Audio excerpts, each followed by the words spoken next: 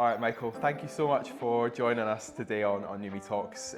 I'm very buzzed to have someone from a people function on and talk about all things people, talent, HR, which is really nice. Do you want to go and introduce yourself? Hi, I'm Michael. My pronouns are he, him, and I work at Prolific as Senior People Partner. Awesome. Now, the thing is, full disclosure, we know each other very well. We actually went to university together. I'm actually not going to put years on it because I think we'll both beat ourselves up if we give away our real age. But it's really great to have you, and I obviously followed your journey from leaving university to where you are now, and I think it's a really interesting story to tell. So let's just dig right into it. Tell me a bit about Prolific, we'll talk about you, and hopefully cover everything. Fab. So you've been at Prolific now for, what, nearly a year? Just over a year? A year and a half, coming up to a year and a half now, so yeah. That's incredible, and they've got their 10th anniversary, which I didn't even know they'd been going for that long. Yeah, our 10 years, so it's actually 10 years of Prolific this month, so super exciting. Nice. What have you guys got planned for that? Oh, that would be telling. No, we've got a special sort of gift going out to all our Prolificos to sort of thank them for the last 10 years. And then we're also throwing a spring party in, say, June, July time. A chance to get everybody together in person and just celebrate the last 10 years. So, yeah. I love that. Because if people don't really know Prolific or what they do and what they're about, I'm sure you'll tell us in a moment, but you guys is it remote first?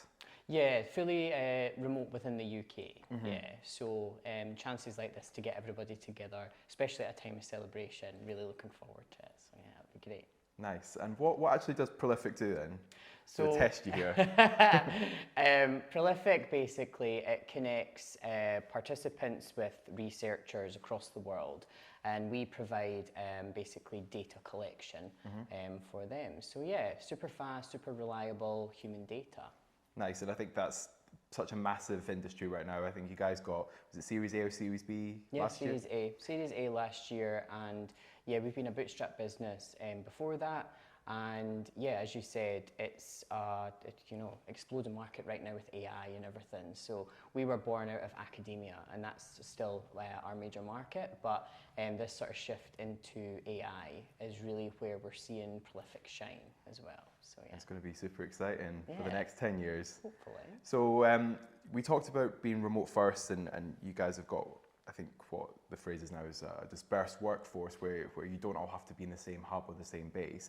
What is that like on a day-to-day then for a culture perspective? Because I know when what we do at NewMe, we're a very small team, but we've got someone in Dubai. We're kind of in a couple of times a week, but none of us actually live in London, so it's difficult getting people all in sync sometimes. How do you guys manage that? Well, we're completely, as I said, sort of fully remote across the UK. So day to day, we communicate through different tools like Slack. Very collaborative. Like we try and use as collaborative tools as possible. And basically, it's really down to individual teams. Really, we have a culture that every 2 weeks we have like a virtual all hands. And then every quarter we do a quarterly town hall, and there's the option to come in and actually do that in person, and it's live streamed. So you can do that in person from our office in London and also our hub in Manchester as well. We also rely on Slack in terms of like the sort of social channels that we have. And like our pet pics is probably one of the most active. Pet pics? Pet pics, I love that. I would be all over that all the time. I know you and Rupert. Big up, Rupert. So yeah, pet pics, our gardening channel, for example, and it's just how can we create space in ways that Prolificals from across the business and across the UK can actually interact and build relationships on sort of shared, interests as well. So, I like that. It's really refreshing to hear that you guys aren't sort of like falling back on remote work and what that means, because it's my most It is my most hated topic on LinkedIn, this whole constant thing of work from home, hybrid, remote. You see a poll from someone every single week going, Yeah. what do you think is the best? And it's always the same people or the same sort of profile of person that always wants to edge people back into this full-time, leaning back or calling hybrid 4 days a week, which is obviously not. Like, I really love that you guys have sort of said, well, this is what we are, this is what we're about, it works for us, and have all these measures in place to just have that really inclusive environment. And I really like what you said about people being able to catch up with those that they might not normally work with on a day-to-day, because you get that all the time. You get cliquey teams that don't integrate with other teams. They don't have anything to do with one another apart from seeing each other at like the Christmas party. But to be fair, that's, I think, lessons learned. So that's where, I'm not saying we're perfect in that regard as well, and that's another like way of how we're trying to enhance our culture. And I think it's about, in that remote environment, it can be quite siloed. It can be quite, you're on your own, and it can feel quite isolating as well, and that can have such a detrimental impact to mental health and team morale and everything like that. So it's through employee feedback that we've introduced a lot of these things to improve that and really enhance that, and provide opportunities where we feel that based on the feedback, we can make these changes that will, again, enhance that culture and enhance that employee experience. So, I feel that, to your point about directing like to the office or to fully remote or to hybrid, or I feel like there's this cut and dry approach, and I feel that to me, like there's advantages and disadvantages to all these different types of working, and it's just how you figure it out for your business and the team that you have. Well, not even that, like even as individuals, because we've all been in workplaces where if you like wind it back a bit, where you were in 5 days a week, there was always that handful of people that would literally never do anything in the office. And they're probably finding out now that just wasn't my gig. Actually working at home, I'm way more productive, I'm not as distracted, and overall productivity is higher. Whereas some people maybe didn't like that in the office, and they've got that balance. So no, I think that's cool. And something you touched on there that I wanted to ask more about was when you said asking for feedback. In your opinion, what is a healthy amount of feedback to ask? Because some companies do way too much, like they want opinions on everything, and then other ones will maybe just be more reactive when something goes wrong, and it's like, okay, we now need your feedback. What would you say to that? I feel that then the cadence of feedback then is reliant on feedback on that as well, in a way. Feedback. We do quarterly, so we do quarterly engagement surveys. But where we don't see maybe improvement, or where we see some metrics that are not going in the right direction, there is then the look to increase the feedback, and we've been doing that on a monthly basis with some of our departments. So just to find out and get more detail maybe, or if, say, the quarterly engagement survey, it's quite broad in terms of like the what we're asking. So if then we're not maybe seeing, as I said, that direction going the right way, how can we drill that down, and how can we get a bit more detail out of people to really tell us what's the underlying issue here, like how can we help, like what's going on. And that takes time. It takes time to also build that trust and really get people to want to give feedback, because they want to see change, and if they don't see that change, then that can have a sort of negative impact on it. So I do think that, survey fatigue is real, and I've experienced it myself. So as much as sometimes doing like a weekly pulse survey can be beneficial, I think that it's too much, and you end up not getting valuable data from it, and it is just a sort of tick box exercise as well. So I do feel like maybe I would start like quarterly, and then for those specific areas, maybe do it monthly. And you can do feedback in so many different ways as well. It doesn't have to be a survey. It could be like listening groups. It could be, you know, one-on-one conversations. It can be skip level one-to-ones. Even It's emojis just, on, you know, on a statement. Yeah, Like, yeah. can you guys give me a thumbs up or a thumbs down on this? Yeah. Or give me red, amber, green on how you're feeling about what we've just talked about. Exactly, and that's a great point, because we don't have to rely on the HR team or the people team for the feedback. Yeah.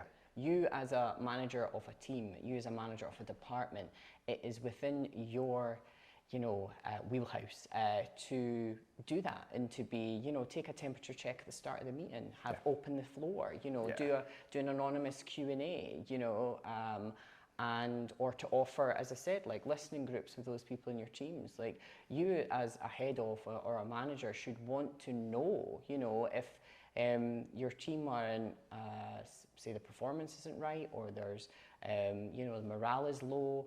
That should be something that you want to improve, Yeah, you know? 100%. So, yeah. No, it's cool that you guys do that. And something else that you do that I absolutely love, and I've had to ask you about, was your brilliant employee handbook that you've got on Notion. So I know when you joined Prolific, you had never used Notion before, and we had conversations about this. You're like, oh my goodness, where do I start? And I was like, just watch videos on YouTube. It's super easy. But then randomly, a few months back, I was looking at employee handbooks from other companies and just sort of getting ideas to refresh ours, and yours was featured there, and I was like, right, this is great, I'm gonna have a look at it. And I think it's absolutely brilliant that you guys have just got everything out there, super transparent, and anyone that wants to join your company can find out everything they need to know before they've even made that decision to apply or reach out to one of your talent teams. You know, you are interviewing for a role, and you know, as Prolific, we want to make sure that we are attracting the best talent. But in order to do that, that talent has to be attracted to you as well. It's such a two-way street. 100%. And so to put everything out there, to be proud of what we, you know, offer in terms of our benefits package and our ways of working, and you know, the different things that we do that are our sort of key attraction points, if you like. Do you want to talk me through a bit more about that then? So like, when it came to building that out and what information to put out there, what was the thought process behind that? That exactly was the thought process. It was sort of looking at our benefits package and looking at the sort of doing a bit of competitive analysis and comparing ours with others out there, and you know, really sort of saying, you know, we are really proud of what we offer, and we think that what we offer is fantastic, you know, and we feel that we offer a great environment for people to develop, and people to, as you say, an inclusive environment for everyone to be their best selves in whichever role that they choose. So that was part of it, really shouting about the benefits that we offer, the say the technology that we use, the tools that we use, our culture as well, in terms of there's a whole bit in our employee handbook about say like our team meetups and our team meetup budgets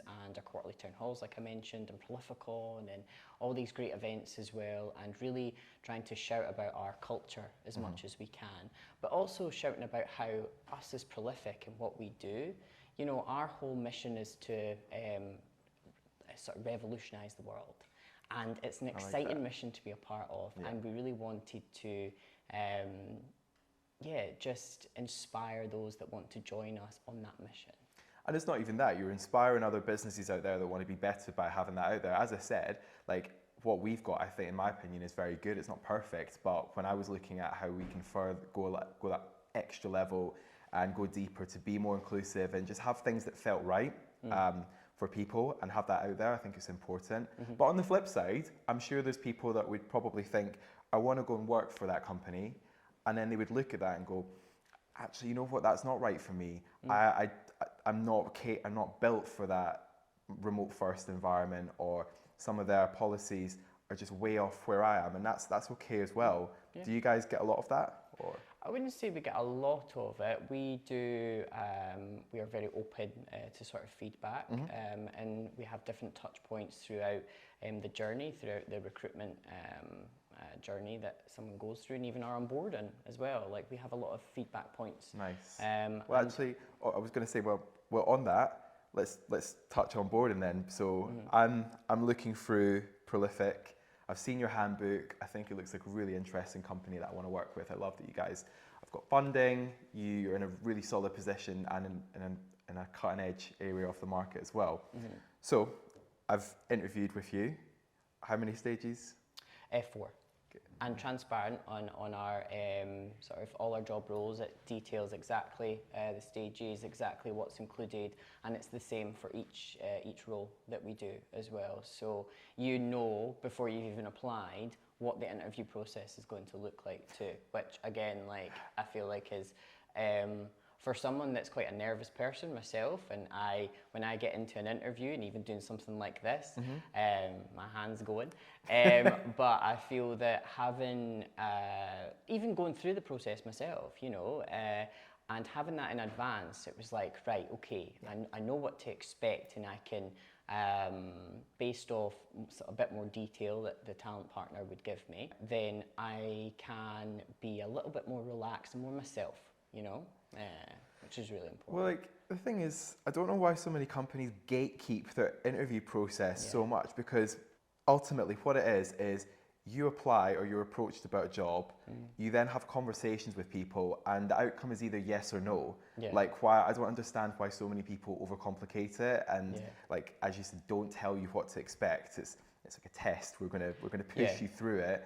And then actually we're going to wait 4 days before we even tell you how you've done. It's just madness. And it's not very inclusive at all to do that. Not at all. And I think you really hinder yourself in the talent that you end up accepting into your business if you don't offer that sort of transparent approach. 100%, it makes you run a mile. I've been in interviews in that situation before where I'm like, why am I the one that's putting in all the work? They want me. They should be coming after me and like asking me my feedback straight away. So it's crazy. 100%.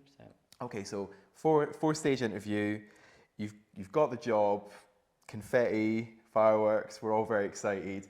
What is onboarding like? Because you guys have just changed that recently, right?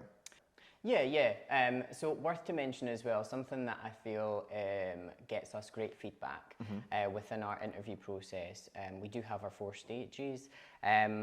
Once you're successful in going through the 3rd stage, so regardless of whether you then get to 4th stage or not, we actually compensate you for your time as well. So we send you a voucher, and for each individual that actually completes the 3rd stage, because the 3rd stage, there's a lot of work that gets put into that. You know, it's a presentation, and you'll have to do a task.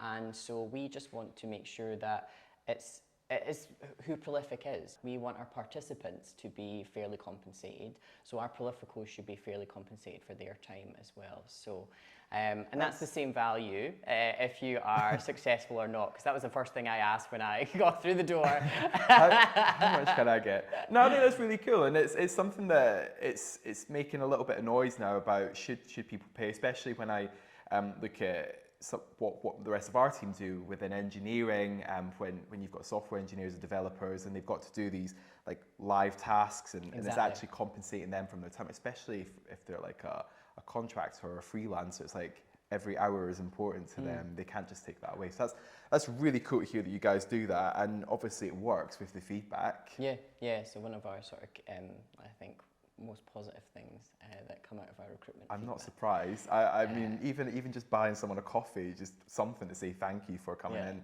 and spending time with us. That's cool. Okay, so onboarding now then. You guys have mixed that up a little bit recently. Do you want to tell me a bit more about that? Yeah, so basically we've gone from a 1-week onboarding process to a 2-week onboarding.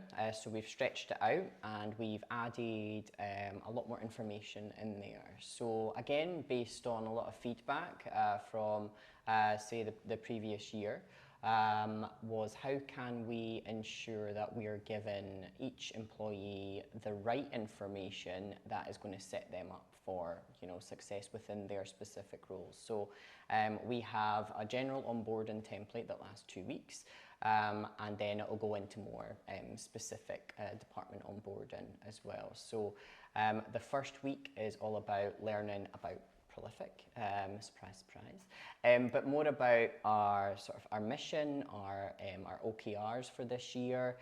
There's sort of recaps on Prolificon and the year that's gone past.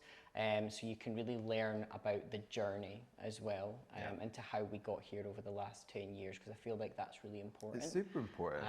Yeah, especially startup, scale up life, things move so quickly, so it can be very overwhelming. So how can we give them enough space to read, to watch, to learn, mixed in with that job role training specifically as well. So that's your sort of first week, and then your second week you learn all about our ways of working as well, and so our culture, our behaviours, go into detail about our 4 staff networks, our mental health first aiders, and you also get the opportunity to use Prolific, so as a researcher and then as a participant as well, which I think is fantastic for someone like myself. I don't work in the tech space, Really? But and it's just fantastic to really see how fast and how easy to use, and basically why we are where we are,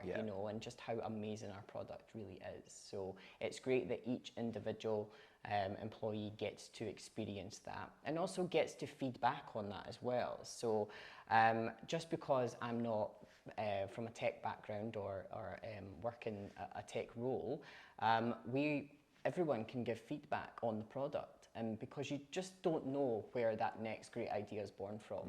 And that could be anybody on any role, any level across the business. So we really encourage a lot of that feedback as well. So and we also do a meet Phelim session every month as well. So Phelim, our CEO, he meets everybody, and that's been something that has been going for the whole time that Prolific in the last 10 years. Nice. And yeah, I think it's great, and it really encourages that open communication with anybody, no matter what your role is. So that's something that we really encourage, that if you have an idea or you have some feedback or you have something to say, that you can say that, and you have the space to say that, even to Phelim, I mean, I really get that from what you're saying to me about Prolific. Like, the message I'm getting is we're very open, we're transparent, we're confident in our product, but we're not too big to take on feedback at any stage. Yeah, I just don't That's feel super powerful. that anybody is too big to get feedback, especially if that feedback is constructive and to move ahead with the times as well. And that's why I think Prolific's been so successful over the 10 years as well. It's been a big part of it. I love that. So okay, let's lean into a little bit more about people and HR specifically. Like, HR, for some reason, I don't know why, but it always gets such a bad rep. There's always this real negativity about HR and the people team. It's like, oh God, here they come. Yeah. God, what are they trying to push on us this time? Yeah. Like, what's your opinion on that? Exactly that. I feel, there is this very strange behaviour that HR's out to get you. Yeah. Rather than HR's trying to protect you in a way. We ultimately, HR wants to protect the business and wants to ensure that there's policies and procedures there to protect the business, but protect those within the business as well. And I feel that we've really seen over the last year the growth of, say, like people partnering, so people partnering roles, and I feel that that's born out of getting more into the weeds, into how can we support individuals, because we've had talent partners for a while, And I feel that that's because we're trying to support these individuals to come into the business. But what happens when they're in? You know, it's very much that HR used to be this central function that was this big wall around it. And if you got called in, it was like, what have I done? Well, that's it. It's almost like you've got what it used to be personnel, wasn't it? Personnel, and it was HR, and now it's HR as a function within people because, as you said, you've got the talent function who go out there and attract people into the business, cover a lot of the interview process, and make sure that you've got people that want to be on the same mission as you and vice versa. But then after that, you're right, it's HR was then that function that's supporting that individual's growth and making sure that they're still happy in that business and that the business is still happy with their performance. And if not, it's like, what can we do to support you? Yeah, so it's been very difficult to take down that wall that surrounds HR and for it to become a people team and a people sort of focused team. And I feel that there's still a lot of work to do. Of course, there always is. In that. I see, you know, several posts on LinkedIn, etc. HR is not your friend. HR only cares about the business, etc. And you know what? I'm not surprised. I've been in different HR roles and been in different businesses, and there is still that mentality within HR, and I think there to a level will always be, but there is a huge population of HR professionals and people professionals out there that want to do the best, not just for the business, but for the people within the business, because it is the people that make the business, you 100%. Know. And if they're not engaged and they're not happy and they're not feeling like they're getting something out of their role, then ultimately that's going to impact you. And so again, it's just that two-way street and understanding where can you meet in the middle to ensure that both sides are seeing the value and are happy in what they're doing, you know. Yeah, and it looks like you guys have got a really solid team. I saw one of your posts, I think it was last week or the week before, when you guys all went out together, everyone in the people team, all doing stuff as one, which I think that unity is really nice, and it reinforces the message that we're not out against each other. And I guess a lot of these negative posts and thoughts are from people that probably have been burned by more unscrupulous HR people that aren't actually HR people. They're just very far removed from the day-to-day of the business, sometimes in a completely different space that have no collaboration with the business at all.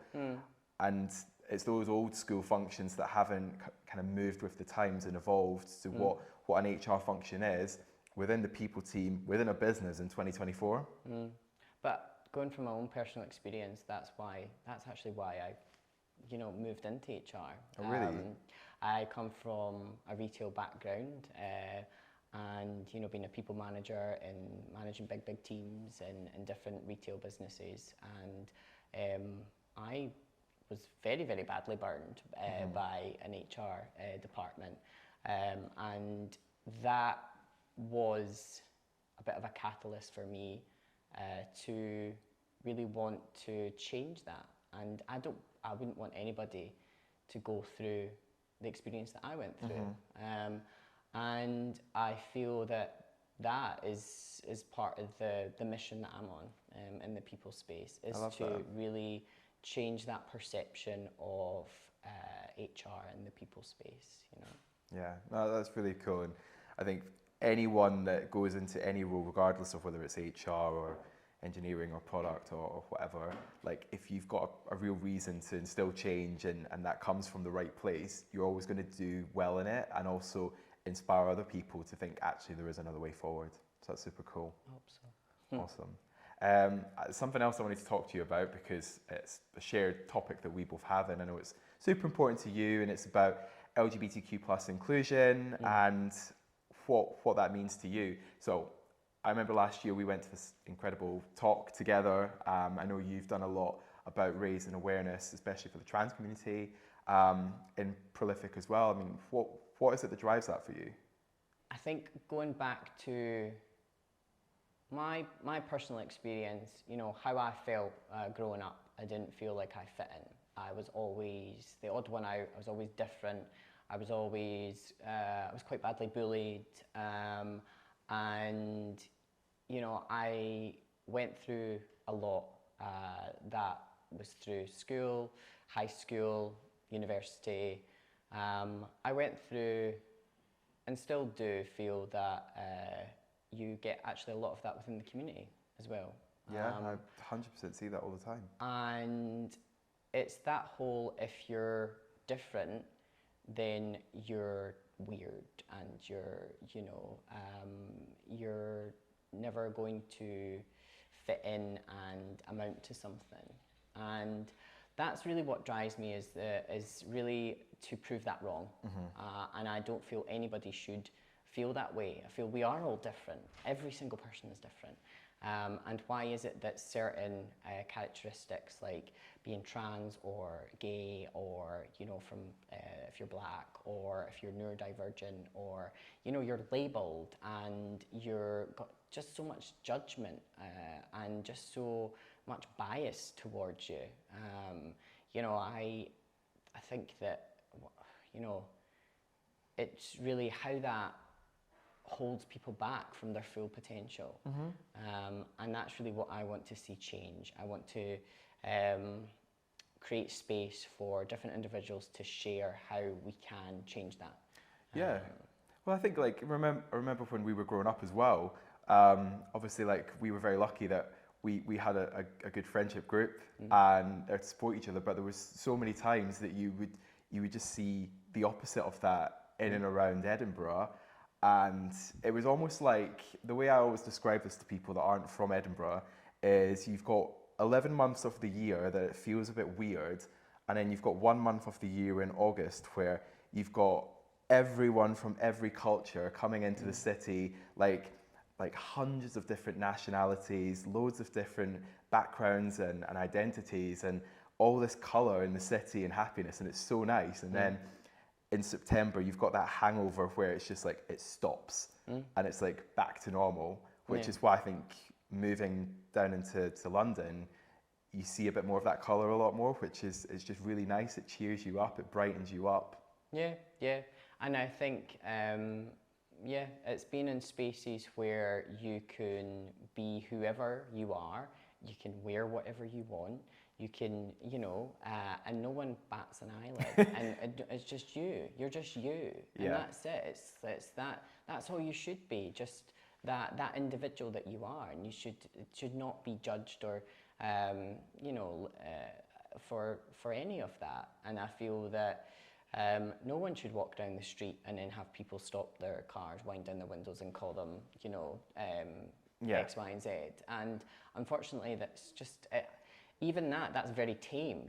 People are going through so much at the moment, and different communities are, the attacks are getting, more aggressive.